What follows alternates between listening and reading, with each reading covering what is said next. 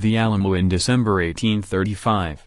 During Texas' War for Independence from Mexico, a group of Texan volunteer soldiers occupied the Alamo, a former Franciscan mission located near the present-day city of San Antonio. On February 23, 1836, a Mexican force numbering in the thousands and led by General Antonio Lopez de Santa Anna began a siege of the fort. Though vastly outnumbered, the Alamo's 200 defenders commanded by James Bowie and William Travis and including the famed frontiersman Davy Crockett held out courageously for 13 days before the Mexican invaders finally overpowered them. For Texans, the Battle of the Alamo became an enduring symbol of their heroic resistance to oppression and their struggle for independence, which they won later that year. Contents: Early history of the Alamo. The Battle of the Alamo. Legacy of the Alamo. Early history of the Alamo. Spanish settlers built the mission San Antonio de Valero, named for Street Anthony of Padua, on the banks of the San Antonio River around 1718. They also established the nearby military garrison of San Antonio de Bixar,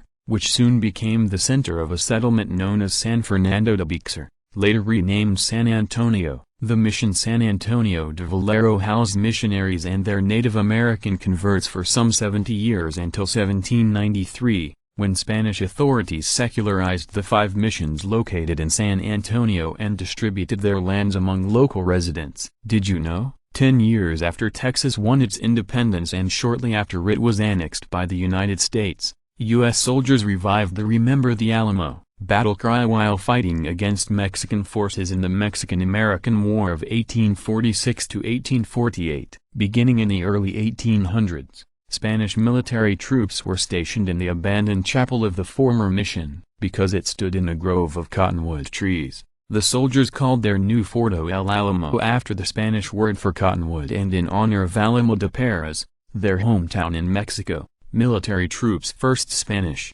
then rebel and later Mexican, occupied the Alamo during and after Mexico's successful war for independence from Spain in the early 1820s. In the summer of 1821, Stephen Austin arrived in San Antonio along with some 300 U.S. families that the Spanish government had allowed to settle in Texas. The migration of U.S. citizens to Texas increased over the next decades, sparking a revolutionary movement that would erupt into armed conflict by the mid-1830s. The Battle of the Alamo in December 1835. In the early stages of Texas' war for independence from Mexico, a group of Texan, or Texian, volunteers led by George Collinsworth and Benjamin Milham overwhelmed the Mexican garrison at the Alamo and captured the fort, seizing control of San Antonio. By mid-February 1836, Colonel James Bowie and Lieutenant Colonel William B. Travis had taken command of Texan forces in San Antonio, though Sam Houston,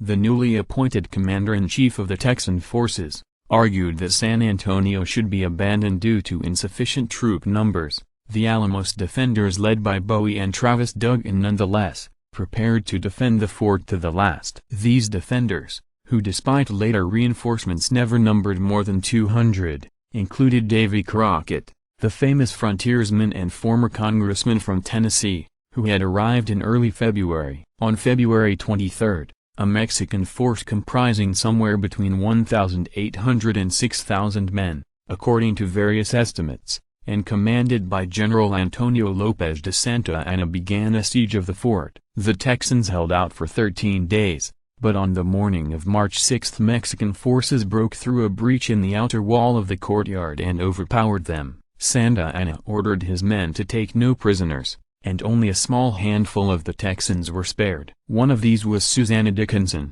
the wife of Captain Almoran Dickinson, who was killed, and her infant daughter Angelina. Santa Anna sent them to Houston's camp in Gonzales with a warning that a similar fate awaited the rest of the Texans if they continued their revolt. The Mexican forces also suffered heavy casualties in the Battle of the Alamo, losing between 600 and 1,600 men. Legacy of the Alamo. From March to May, Mexican forces once again occupied the Alamo. For the Texans, the Battle of the Alamo became a symbol of heroic resistance and a rallying cry in their struggle for independence. On April 21, 1836, Sam Houston and some 800 Texans defeated Santa Anna's Mexican force of 1,500 men at San Jacinto, near the site of present-day Houston.